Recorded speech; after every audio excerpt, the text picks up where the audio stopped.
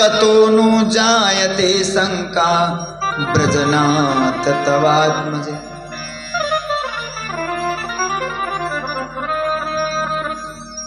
ये तुम्हारा बालक है, तुम एक साधारण गोप, और ये कृष्ण इतना चमत्कारी कि बचपन में पूतना, सकटासुर, तृणाव्रत, अघासुर, बकासुर मारे और आज तो हद रह गई। जो गोवर्धन हम पूरे ब्रजवासियों के लाठी डंडाओं से नहीं रुक सर सका, और वो इसने एक उंगली से रोक लिया। ये कोई साधारण बालक नहीं है। आखिर ये बालक तुम लाए कहां से, ये कौन है, इसका परिचय। नंद बाबा बोले देखो भैया, ये पुत्र तो हमारा ही है, हां पर एक बात हमने छुपाई आपसे। क्या?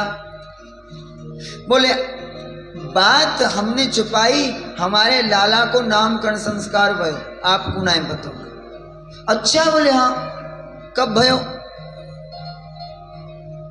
बोले जब कृष्ण 1 वर्ष का था तो गर्गाचार्य आए, वसुदेव के कुल पुरोहित, और उन्होंने कहा कि मैं नामकरण संस्कार करने आया। तो हमने कहा गर्ग जैसे महापुरुष पधारे, साथ में हम भी अपने लाला का नामकरण संस्कार करा लें। तो गर्गाचार्य ने कहा कि नामकरण संस्कार तो करूंगा, परंतु तुम्हारा कोई भी कार्य होता है तो बड़ी धूमधाम से करते हैं, ये नामकरण संस्कार मैं करूंगा तो आपको गुप्त रीति से कराना पड़ेगा। क्यों? बोले यदि मैं कृष्ण और बलराम का दोनों का एक साथ नामकरण संस्कार करूंगा तो कंस समझ जाएगा, कंस को लगेगा कि ये कृष्ण बलराम कहीं वसुदेव के तो नहीं है, क्योंकि मैं वसुदेव का कुल पुरोहित हूं, तुम्हारा नहीं। तो कंस कहेगा कि वसुदेव का कुल पुरोहित नंद बाबा के बच्चों का नामकरण संस्कार करने क्यों गए? इसलिए मैं तुम्हारे बच्चे का गुप्त रूप से नामकरण संस्कार करूंगा। गौशाला में एक कोई स्थान शुद्ध किया और वहीं नामकरण संस्कार किया। और गर्गाचार्य जी ने नाम रखा इस बालक का प्रागयम वासुदेवस्य क्वचिज्जातस्तवात्मजः वासुदेव इति श्रीमान विग्रह संप्रचक्षते।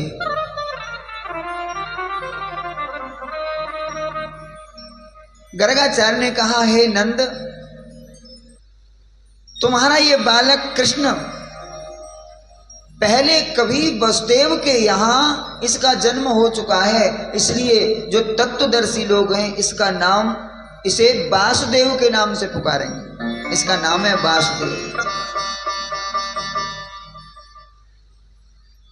और गर्गाचार्य ने अंत में कहा कि इनके नाम की कोई संख्या नहीं है, कोई गणना नहीं है। क्यों? बोले बहूनि सन्ति नामानि रूपाणि च सुतस्य ते गुण कर्मान रूपाणि तान्यहं वेदनो जना। तुम्हारे पुत्र के बहुत नाम हैं, गुण कर्म अनुसार असंख्य नाम है इनके, असंख्य नाम।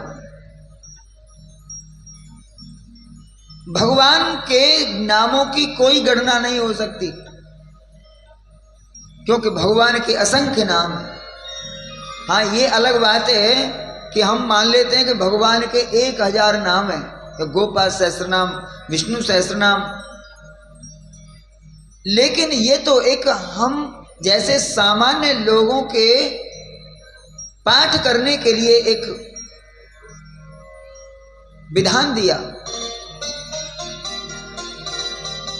वास्तव में जो शेष नाग हैं, वो शेष नाग प्रतिदिन भगवान के 1000 नामों का पाठ करते हैं।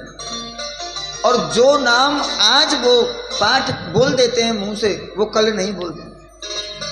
रोजाना भगवान के नए नाम का पाठ करते हैं, नया नाम का उच्चारण करते हैं, और 1000 नामों का उच्चारण करते हैं शेष नाम और नए। तो आज से और अब तक प्रतिदिन यदि शेषनाग भगवान के 1000 नामों का उच्चारण करें तो कितने दिन हो गए? अरबों वर्ष हो गए। और अरबों वर्ष में कितने दिन हो गए?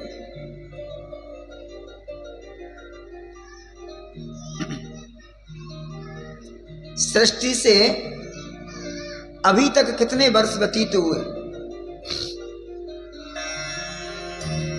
ये हमारे सनातन धर्मावलंबियों के पास ही गणना है और कोई नहीं बता सकता। सृष्टि किसने बनाई? बोले आदम ने। आदम ने सृष्टि बनाई। तो आदम से पहले कोई मानव नहीं था? बोले नहीं था। तो फिर मानव ने कहीं लिखा कि जब सृष्टि आदम ने बनाई तो जब से अब तक कितने दिन हुए? कोई गणना है? बोले 1400-1450 वर्ष हुए। तो क्या सृष्टि को बने 1450 वर्ष हुए? 5500 वर्ष तो श्री कृष्ण को बीत गए।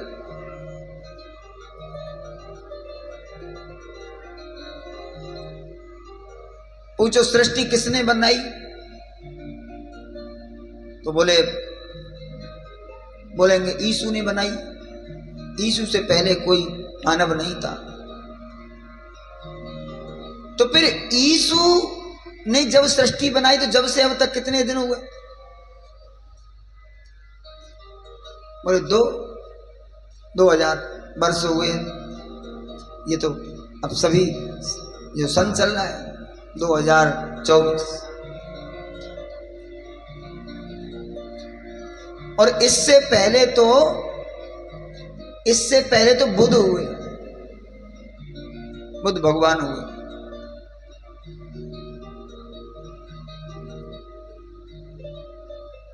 यदि सृष्टि से ब्रह्मा जी ने जब से सृष्टि का सृजन किया, चैत्र शुक्ल प्रतिपदा को कोई ऐसे ही हम लोग उत्सव नहीं मनाते आ रहे हैं।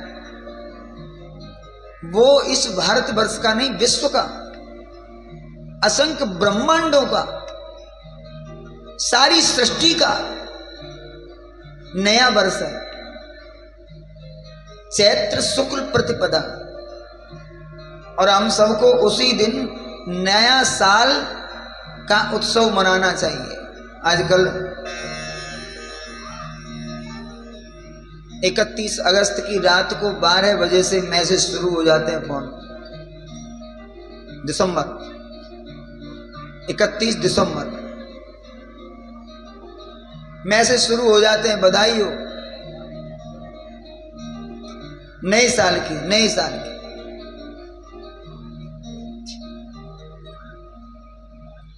किसकी खुशी में?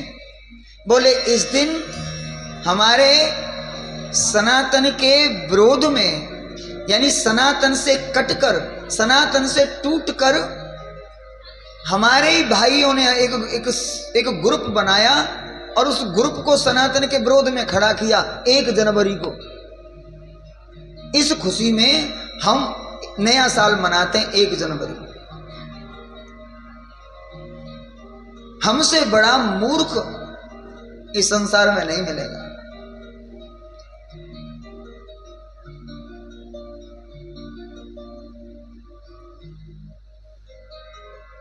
चैत्र शुक्ल प्रतिपदा को नया साल सबको मनाना चाहिए, क्योंकि वो चाहे किसी भी धर्म संप्रदाय का हो, इस सृष्टि का, उसके पूर्वजों का जो भी पहला मानव उत्पन्न हुआ वो चैत्र शुक्ल प्रतिपदा को हुआ। और ये गणना सृष्टि के आदि से अब तक अगर गणना देखनी है तो वैसे तो प्रत्येक पंचांग में होता है, लेकिन 2 पंचांग मैंने पढ़े हैं। एक इस भारत का सबसे बड़ा पंचांग मार्तंड और दूसरे नंबर का पंचांग है दिवाकर। भारत में पहले नंबर का पंचांग है मार्तंड और दूसरा दिवाकर देवी दयाल जी का। और दोनों पंचांगों में दोनों पंचांग प्रमाणित हैं और दोनों पंचांगों में सृष्टि से अब तक कितने सम्मत बीत गए, कितने वर्ष बीत गए, ये सब गणना लिखी है और उसमें सब लिखे हैं। तो सृष्टि से अब तक, आदि से अब तक शेष नाग प्रतिदिन 1000 नाम का उच्चारण करते हैं, वो भी नए। तो कितने नाम भगवान के होंगे, कोई संख्या नहीं, कोई गणना नहीं कर सकता। और देवर्षि नंद बाबा बोले कि गर्गाचार्य ने एक बात और कही नामकरण के समय। क्या? एक बार क्या था कि गर्गाचार्य ने नामकरण तो रख दिया और नामकरण हो गया और गर्गाचार्य को नंद बाबा ने रोक लिया, बाबा आज मत जाओ, आज रुको गए। और रात को सोए, सुबह उठे, भजन संध्या करी, नित्य क्रिया से निवृत्त होकर भोजन बनाया। गर्गाचार्य अपने हाथों से भोजन बनाते। अपने हाथों से भोजन इसलिए बनाते कि ठाकुर जी की सेवा स्वयं करनी चाहिए। कभी किसी दुकान से खरीद के ठाकुर जी को भोग नहीं लगाना चाहिए। ऐसा नहीं है कि अगर खुद नहीं बना सकते तो बिल्कुल लगाना ही नहीं चाहिए। दुकान से लाके बनाओ, लेकिन फिर भी देखो कि वो दुकान पर शुद्धता कैसी है। हो सके तो अपने हाथ से भोजन बना के खिलाओ ठाकुर जी को। और भोजन क्या, जो ठाकुर जी को प्रिय हो वही स्वयं खाओ, ये वैष्णवता है। प्रश्न करते हैं लोग, बोले वैष्णव लहसुन प्याज क्यों नहीं खा सकते, वैष्णव बैंगन क्यों नहीं खा सकते, वैष्णव बहुत कुछ नहीं खा सकते। और क्यों नहीं खा सकते? क्योंकि लहसुन, प्याज, बैंगन, वो लाल दाल होती है, मसर बोलते हैं ना, हमारे यहां मसूर बोलते हैं, मसर की दाल, कद्दू, गाजर, ये ऐसी बहुत चीज है। बहुत ज्यादा चीज गिनाएंगे तो आप कहेंगे कि ये खाना ही बंद कर दे। सही बात तो ये है, बहुत चीजें हैं लहसुन प्याज की तरह जो वैष्णव को नहीं खानी चाहिए। सही बताऊं, गोभी नहीं खानी चाहिए। ठाकुर जी को भोग नहीं लगता गोभी का, लेकिन क्यों नहीं खानी चाहिए? किसी विद्वान ने हमको बताया कि बात ये थी कि विश्वामित्र ने त्रिशंकु को सशरीर स्वर्ग में भेजने का विचार किया। देवताओं ने जाने नहीं दिया। विश्वामित्र और देवताओं में झगड़ा हुआ। ब्रह्मा जी आ गए। ब्रह्मा जी ने कहा कि देखो, तुम कुछ भी करो, सशरीर मानव स्वर्ग में नहीं जा सकता। अच्छा बोले, तो कोई बात नहीं, हमें तुम्हारे बनाए हुए स्वर्ग से कोई लेना देना नहीं, हम अपना मानव बनाएंगे और अपना स्वर्ग बनाएंगे। तो आपने सुनी होगी कथा, विश्वामित्र ने मानव की सृष्टि करना शुरू किया और उन्होंने मानव का वृक्ष प्रकट कर दिया, उत्पन्न कर दिया। और वृक्ष उत्पन्न हुआ, बड़ा हुआ और उस पर आदमी मानव लगने लगा। जैसे आम और कटहल और ये जो अमरूद अनार लगते हैं वैसे वो लग गया पेड़ पे आदमी मानव। उसने कहा मानव तो लग गया, जब पूरा बन जाएगा तो देखेंगे। लेकिन ये पूरा आदमी बनेगा तो कुछ खाएगा, तो इसे खाने पीने की सामग्री बनाओ। तो उन्होंने बनाई ये सब चीजें, गोभी, गाजर, टमाटर, मसर की दाल और लहसुन, प्याज, ये सब उसकी सृष्टि, उनकी सृष्टि में।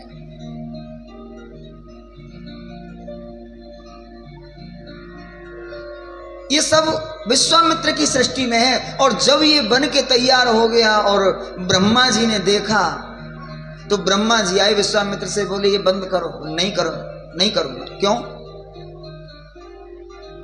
तुम्हारी सृष्टि से हमें कोई लेना देना नहीं। अपनी सृष्टि, अपना स्वर्ग और अपना खान पान सब। बोले जिद मत करो, हम हार गए, त्रिशंकु को हम स्वर्ग में भेज देंगे, लेकिन ये खत्म करो। ठीक है, कोई बात नहीं, हमारी तो यही जिद थी।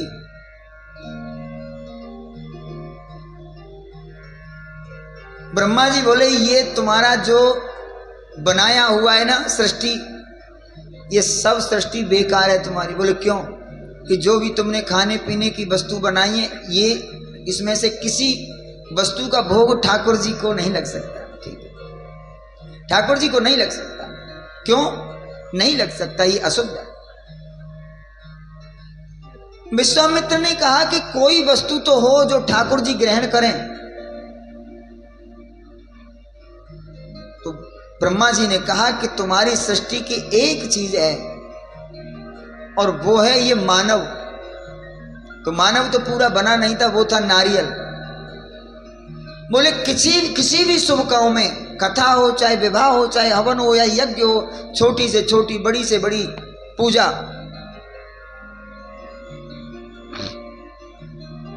जहां भी होगी तो बिना नारियल के संपन्न नहीं होगी। ये ब्रह्मा जी ने वरदान दिया।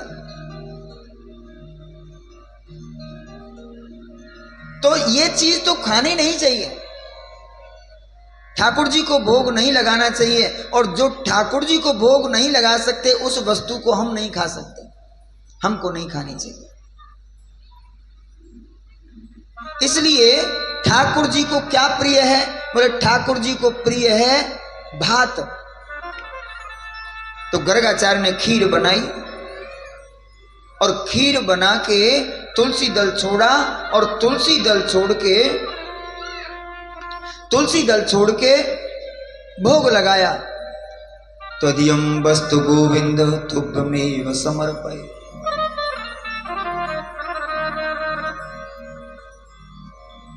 और मंत्र बोलकर आंख बंद करके, उनका नेम था कि एक माला नारायण मंत्र का जाप करते।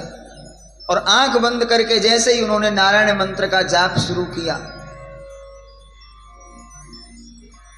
तभी भगवान कृष्ण पहुंच गए। पैदल पैदल छोटे छोटे पैरों से गए और जाके जो थाली में खीर थी भोग की, वो खाने लगे। और जैसे ही कृष्ण ने वो खाई, बाबा की आंख खुली तो बाबा तो क्रोध में हो गए और बोले मैया देख, तेरे लाला ने हमारी खीर झूठी कर दी, हम तो ठाकुर जी को भोग लगाए रहे। मई आई बाबा, हमारे लाला को कोई श्राप मत दइयो और तुम सामग्री ले लो और खीर बनाओ, अब मैं तुम्हारे पास ना आने दूंगी। सो बाबा ने फिर खीर बनाई और मैया जसोदा लाला को पलंग पर बैठ के खिलाने लगी। बहला रही थी कि बाबा भोग लगा ले तब छोड़ूंगी, बाद में काम कर लूंगी। बहला रही थी, बातों में लगा रही थी। देखा कि आंगन में नाचते नाचते एक मोर आ गया और मोर नाचने लगा। लाला बोले मैया ये क्या है? बोले बेटा ये मोर है, ये मोर है। बोले तो ये जो दूसरा मोर इसकी परिक्रमा कर रहा है, ये क्यों कर रहा है? बोले ये मोर ना है, मोरनी है ये मोरनी। और ये मोर है तो एक ही जैसे? बोले हाँ एक ही जैसे हो। तो ये मोरनी यहाँ की परिक्रमा काहे को कर रही है? बोले लाला ये मोरनी यहाँ की बहू है, मोर नाच रहे हुए तो मोरनी अपनो आनंद ले रही है, नाच देख रही है।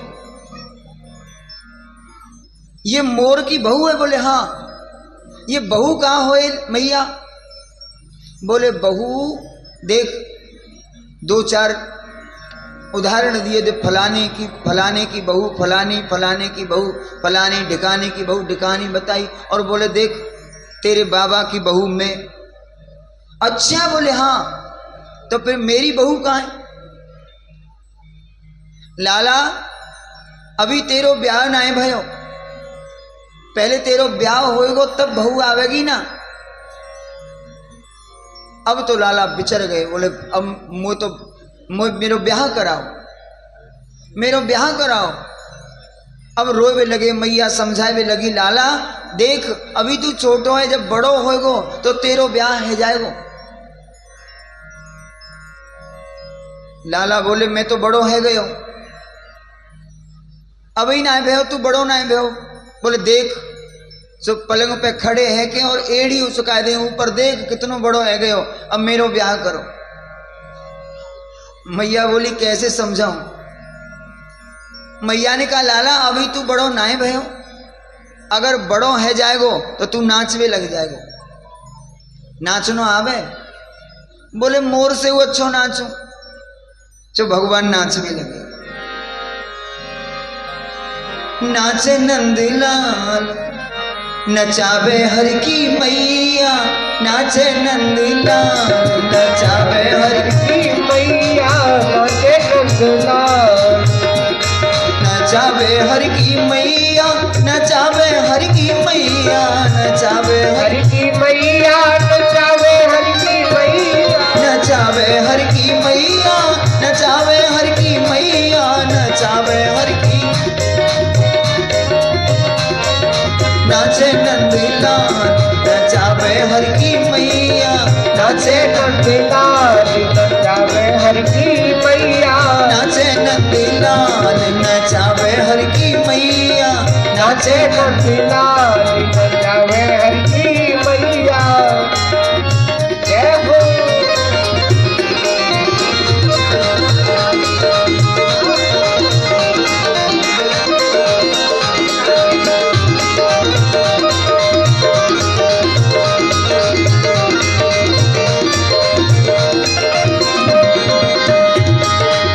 रुनक झुनक पग पैजनी बाजे, रुनक झुनक पग पैजनी बाजे, रुनक झुनक पग पैजनी बाजे, रुनक झुनक पग पैजनी बाजे, पैजनी बाजे जी पैजनी बाजे, पैजनी बाजे हाँ पैजनी बाजे, रुनक झुनक पैजनी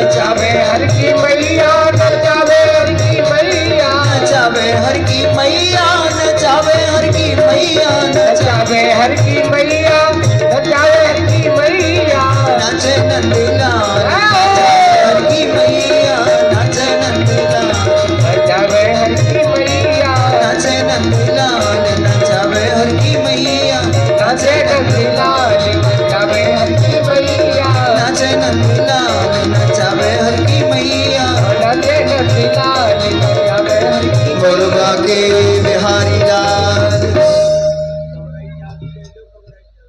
और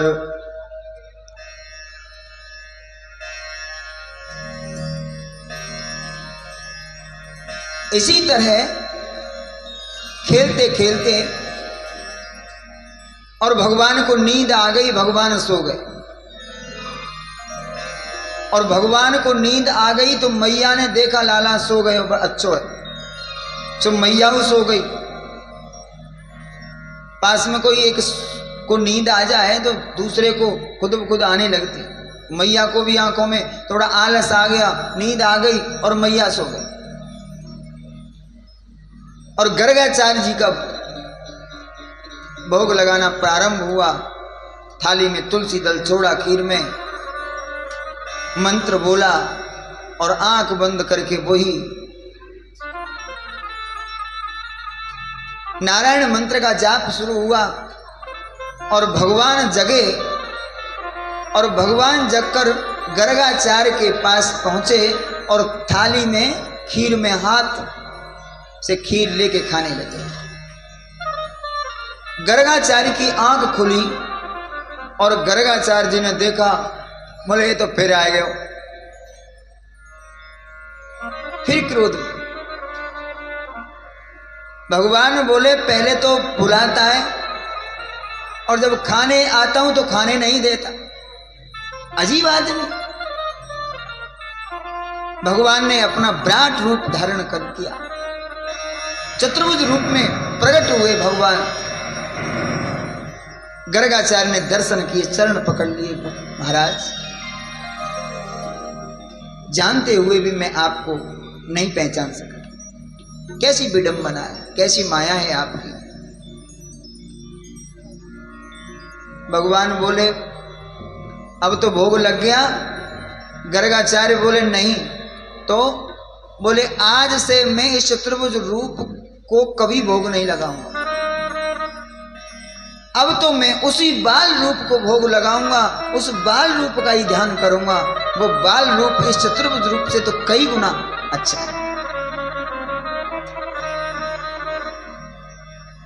अब तुम उसी रूप में आ जाओ। भगवान फिर से 1 वर्ष के बालक हो गए और गर्गाचार्य ने अपने गोद में बिठाया, अपने हाथ से खीर ली और खीर खवाई। गर्गाचार्य ने भगवान को खीर खवाई और भगवान ने अपने हाथ से गर्गाचार्य को खीर खवाई। क्या विचित्र, क्या सुंदर मधुर दृश्य रहा होगा। तभी मैया जसोदा आई और मैया जसोदा ने देखा तो दूर से ही गाली देने लगी, आज दारी के तोकू ना छोड़ूंगी। चुपके से फिर आए गए, बाबा की खीर फिर झूठी कर दी। मैया पास में आई, बाबा बोले मैया शांत हो जाओ, क्रोध मत करो। क्यों? बोले अब तुम्हारे लाला ने हमारी खीर झूठी कर दी तो कोई बात ना है, क्योंकि हम तुम्हारे लाला को अब समझ गए। मैया बोली तुम लाला को समझ गए? बोले हाँ। ये कौन है जो तुम समझ गए? बोले मैया तुम नहीं जानो, हम जाने तुम्हारा लाला कौन है। कौन है? गर्गाचार्य ने कहा तस्मानंद कुमारोयम नारायण समो गुणहि श्रिया कीर्तानुभावेन तत्कर्मसु न विस्मयः।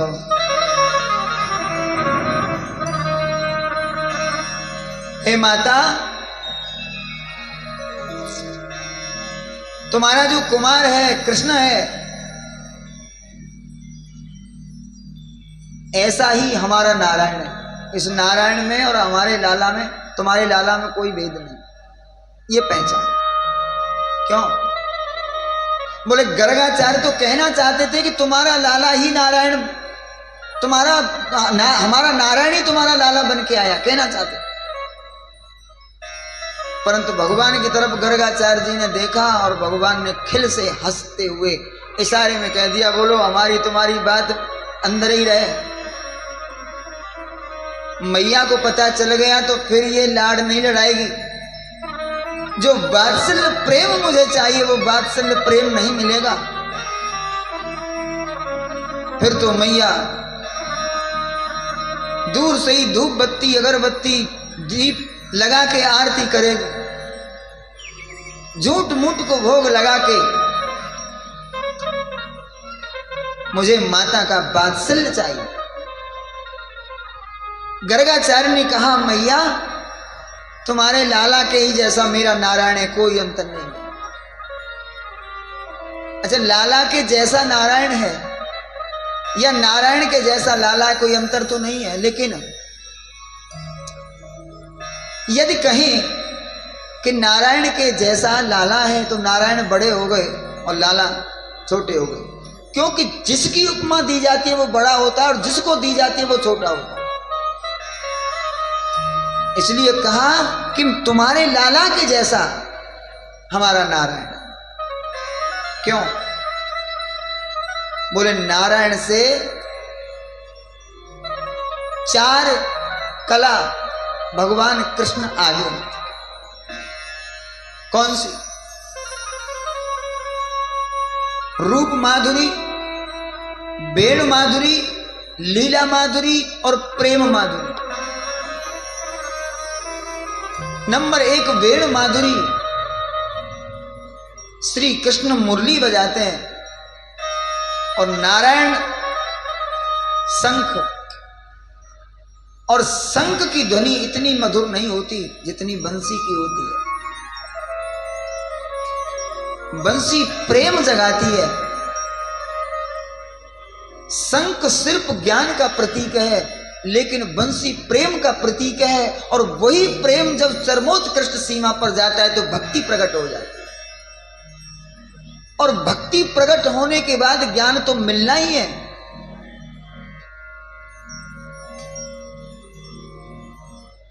इसलिए वेणु माधुरी। नंबर 2 रूप माधुरी। भगवान श्री कृष्ण के 2 हाथ हैं। सुंदरता में नारायण कम नहीं है, लेकिन थोड़ा 4 हाथों से मात खा गया। 4 हाथ हैं। संसार में 2 हाथों वाला ही सुंदर होता है। 4 हाथों वाला, 3 हाथों वाला। नंबर 3 लीला माधुरी। भगवान कृष्ण ने जो लीला की वो नारायण नहीं करते, नहीं कर सकते, कि वो नारायणत्व के बंधन में बंधे, उस बंधन को नहीं तोड़ सकते। और कृष्ण तो है ही लीला के लिए, वो लीला करने के लिए है। ये लीला पुरुषोत्तम है, लीला कर। और चौथी कला है प्रेम। भगवान कृष्ण भक्तों से जितना प्रेम करते हैं नारायण कभी नहीं करते। जब जब देवताओं पर मुसीबत आती है तो नारायण की शरण में जाते हैं। ब्रह्मा जैसे देवताओं को देखकर भी भगवान अपनी सैया से खड़े नहीं होते, लेटे ही रहते हैं।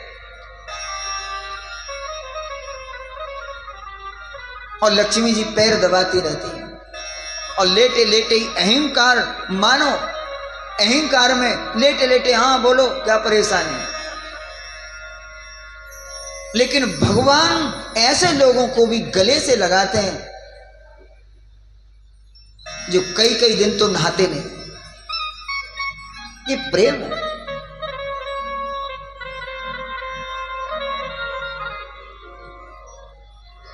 प्रेम परिचय को पहचान बना देता है। प्रेम वीराने को गुलस्तान बना देता है। किसी ने कहा, बोले आप बीती कहता हूं गैरों की नहीं। प्रेम परिचय को पहचान बना देता है, प्रेम वीराने को गुलस्तान बना देता है। मैं आप बीती कहता हूं, गैरों की नहीं।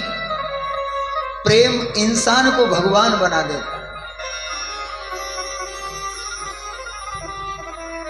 एक साधारण से इंसान से प्रेम हो जाए तो उसे भगवान की तरह पूजा जाता है। प्रेम जो करता है वो छोटा होता है, अपने को छोटा मानता है, बड़ा नहीं। खुद छोटा होता है और बड़े को, दूसरे को, प्रियतम को बड़ा मानता है।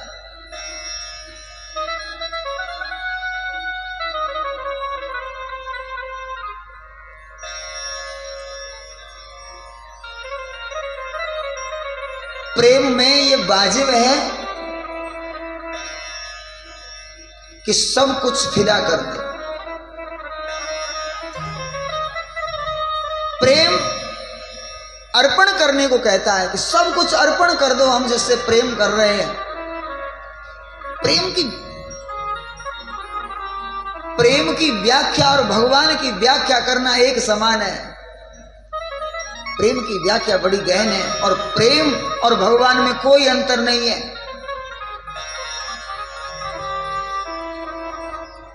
प्रेम में ये वाजिब है कि सब कुछ फिदा कर दे, और प्रेम में वो ताकत है कि बंदर को भी खुदा कर दे। ये प्रेम में ताकत है कि जिससे हमारा प्रेम हो जाए वो गंदगी में बैठा हुआ भी भगवान दिखाई देता है, और जहां प्रेम नहीं होता वहां भगवान भी बैठा हो तो भी भगवान में भगवान दिखाई नहीं देता। ये प्रेम का चमत्कार है। इसलिए भगवान कृष्ण चार कला नारायण से आगे हैं। और नंद बाबा ने कहा, भैया बस यही बात हमने आपसे छुपाई थी